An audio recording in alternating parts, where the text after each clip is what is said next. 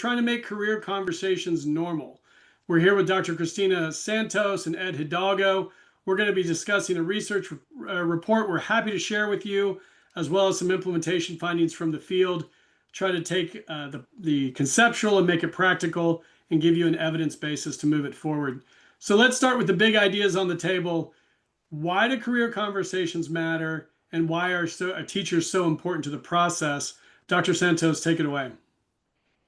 Hi, Stephen. Thank you for having me. So, career conversations were evidenced in research I did with the OECD Career Readiness team to be the one career development activity in schools that made the most difference 15 years later for youngsters. So, whenever they engaged in career conversations, their satisfaction at work, as well as their salary and the probability of being neat would be improved. So when we talk about the neat probability, that would increase, decrease, of course.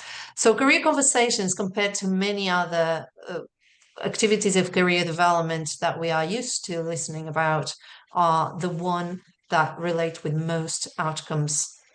Not just that, we're doing these career conversations. It's important when doing these career conversations, it's important we do it in a non-prescriptive way.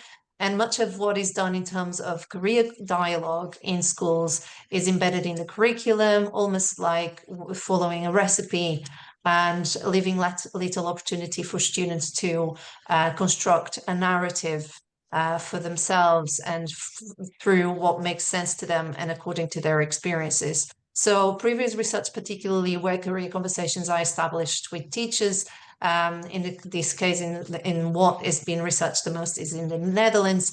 It was found that when it wasn't prescriptive and when teachers didn't lead these career conversations and allow students to have most agency, then career conversations would make the most difference for students to be more clear about their career aspirations, as well as knowing what to do to achieve them. And thirdly, why teachers and not someone else? Well, in my own research with 753 students in Portugal, I found from student surveys and interviews that what made the most difference to students were conversations with teachers compared to other adults, even the trained counselors at school, particularly because, and this was then justified through the interviews with them, because students trusted their teachers second to their parents. So we are addressing two gaps. One is the career conversations in a non-prescriptive way, and two, with influencing adults in school who students trust. Beautiful. So Ed, sounds like the research out there indicates that career conversations matter and that teachers are an important converser. They're a big part of the conversation. So talk to me. So what did you do, and how did we work with Quakertown, PA on this? Yeah, well, Quakertown was fantastic to work with. They jumped in right away, and essentially, moving those career development experiences that happen in the corners of the schoolhouse, and normalizing them to be part of everyday instruction, essentially. So, using a common career language known as the RIASEC, right? It's a taxonomy, 6 words that were designed by Dr. John Holland. These words that help us understand our vocational interests and skills, right? We train teachers how to use this language essentially right in their core content areas, right in their classroom instruction as part of their normal day-to-day at school, and bring these types of conversations out of the corners of the schoolhouse and bring them right into what teachers are doing on a regular basis. So that work rolled out in Quakertown. We literally went to every single school, worked with hundreds of kids, thousands of kids really at this point, and modeled this work in classrooms with teachers, working shoulder to shoulder with them, taking them through this process. And what's so exciting is they didn't see it as another thing, right? They saw this as something that could be naturally embedded to the things that they're already doing. Kids have stepped up across grade levels. As you know, this is something that happens from kindergarten all the way up through 12th grade. And now we see this common language and these conversations happening fluidly, dynamically, in all parts of the district. And those are the types of things we've been able to support through residencies, through training their coaches, through supporting the administrators.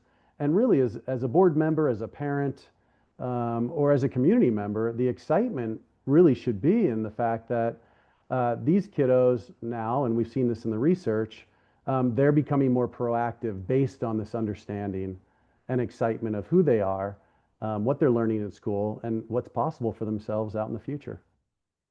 So it sounds like some key ideas there. One is establishing RIASEC as a common taxonomy, a common framework of language. That was one part of it. And it sounds like there was some coaching, some support for teachers to integrate it into their instructional practices. So Dr. Santos, that's what we did. What are some of the outcomes? What did you do to measure that impact? How did you measure that impact? And what are some of the findings? Well, firstly, we wanted to know how that was impacting students across the three school levels. So we surveyed and interviewed students in grades 4, 6, 8, 10, and 12. And we surveyed to know whether the everyday career conversations would be affecting their career development attitudes, their career identity, meaning that they would be certain to achieve their career aspirations, and their well-being while at school. We found really strong correlations between the reflection that is instigated by these career conversations and more proactive behaviors of students in relation to their career development. So students become more curious and invested in learning more about possible careers and wanting to experience these tasks related to these careers in school and outside of school. Not just that, career conversations are continued outside of school because they want to continue them. What was also very interesting is that when these career conversations in school weren't happening as much as they were initially, then students carried on reflecting and being invested. It's just they felt that they probably felt less comfortable in that unfamiliar space without that coaching and without that scaffolding from career conversations. So we saw less positive correlation between reflection and well-being when career conversations weren't happening as much, while when they were happening, well-being was increasing and a sense of agency was also increasing as students were reflecting and more invested in their career development. A lot of big ideas there. The research paper, very robust, thorough work. I heard some key concepts. One was that career conversations seem to lead to more career conversations. There seems to be something where career conversations inspire kids to take those conversations home, to seek out conversations with other trusted adults. I also heard this idea of reflection, this reflection idea, very important, and that reflection is correlated with taking action, that we see some kind of doing, some kind of engagement, some kind of increase in students showing some sense of agency, or at least reporting some sense of agency, and arguably some sense of well-being potentially. All this is deeply covered in the research, which I'm sure people are going to read. But Ed, let's bring these ideas to life. What are some examples, or what are some anecdotes that could help the audience here imagine what we're talking about here? What does that look and sound like in the real world? Well, stepping into classrooms, it's so powerful to watch teachers during a coaching cycle watch their students light up. And we've seen it when there's integration happening. We've seen it across grade levels. But there's many times where I'll get warned. For example, there might be a student or two who might disrupt this class today. Just be forewarned. They'll have their coaches or support team with them. And those students are working in rotations. They're going to every station. In fact, their hands are raised. They're participating. And I think it's an example of the beauty of this work is that it's calling to all students because it's about them. There's an activation or a desire to step in because students hear themselves in this language. The beauty in the process too is that it's a low drag approach. It's something that we can step into any classroom, model these methods for integration, again, across grade levels, and the students step up. So what gets me excited is the same day that we're running and modeling classroom demonstrations, that afternoon we see teachers doing the same work with students in different classrooms. They have our posters up in their room, and they're Rayasecking Galileo, for example, on the same day that we modeled it for the first time. So I think something that simple just shows that it's easy to do. It's that low drag, and there's high impact where teachers say, you know what, I've never seen my students through that perspective. I'm seeing them in a whole new light now through this lens of Ryasek. And the conversations that we're able to have with them, they're clearly interested in having them. So we need to do more of that. So that's something that happens across all grade levels, where it's the littles, middles, and bigs. It's amazing that once you establish the language, once you bring it naturally into the classroom, that students consistently show up and want to have those conversations. That really helps bring an image to your head, right? You can picture these kids in conversations in the classroom. But Dr. Santos, is it worth it? Is it worth the time and energy and the investment? What kind of outcomes are we really getting?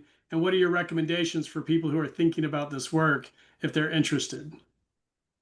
Thank you, Steve. And I just wanted to follow from one point Ed made from what he observes doing this work every day with teachers and students, is that on the research and our findings, we also saw that what were differences between socioeconomic levels and ages, as well as ethnicity groups at the start in what comes to career identity, so confidence that one would get to have the career they ambition for, as well differences in these groups in terms of investment in learning more and talking to people of influence. Those differences weren't observed at the end. So what seems to also be happening is that reflection career conversations are helping students make contact and increase their social network, which makes them more confident. Not just that, they were able to identify more varied types of jobs at the end. So it tells us that they are indeed learning more and more about their other careers. So all of these findings really give us a great opportunity to rethink of how we are keeping career conversations as a consistent part of a student school life and at every grade level. How we are moving beyond a common language, which is Ryazek in this case, to keep on reflecting about experiences, how they are felt, and how that confirms or changes perceived attributes and career interests. We need to make sure that we are keeping students invested, but mostly we also want to make sure that teachers who help these students are also celebrated for the work. So teacher support and training, as well as celebration of good practices, is very important to be frequent and embedded in the school system and structure. Engaging families is very important because what is also seen is that students tend to identify initially careers of interest which are very comparable to their parents' profession. And if parents are involved in these career conversations, they themselves get to be aware of not just what the student is capable of, but what other career opportunities there might be and other pathways to get to those careers. So, and finally, it's important to broaden students' social connections with mentors, networking opportunities, and I wouldn't imagine a better opportunity than engaging the parent community to broaden these connections. Beautiful. Lots of great ideas there. Ed, I'm sure you've got some thoughts also that are key ideas and lessons learned from the hard work. What are your thoughts? Well, lessons learned, definitely. If you hear the RIASEC and you know about the RIASEC, you might naturally run to an assessment approach to establishing language.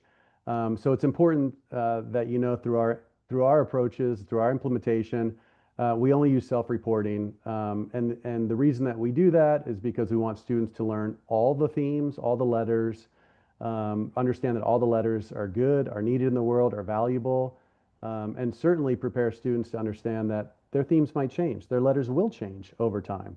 So that fluidity is very important. So that's number one. Number two, that once the language is established and career conversations are happening within the classroom on an ongoing basis, that students should have an opportunity to demonstrate their learning, to showcase their learning. And once again, for a superintendent, for a board member, for family members, to be able to actually engage with their students and have conversations with them using this newfound language and using this newly developed muscle to describe self and what they're learning in school, to describe self and how that's connected to their dreams, their hopes for the future. That's where we've seen just this powerful reflection from the adults and even commentaries from adults where they might say and do say, I've never actually spoken to a kid like that before.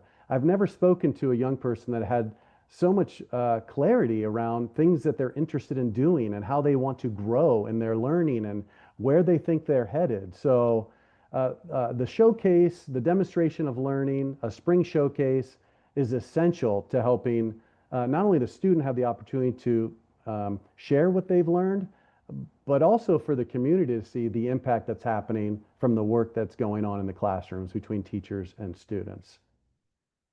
A lot of great ideas there from the implementation side, lessons learned from the research side. We hope you crack open this research report.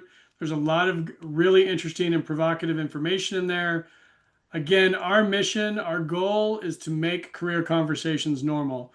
We want to make it an easy lift, low drag process where all members are invited to participate. Family, community, teachers, staff, extended learning opportunities. There's room for everybody to play a role. So career conversations matter. Thank you, Dr. Santos. Thank you for helping us measure the impact. Ed Hidalgo, thank you as always for your leadership in the field and for lessons learned and your great storytelling. Follow both of these people if you're not already. You'll learn a lot. Thank you all for your time, and we hope you enjoy the research paper.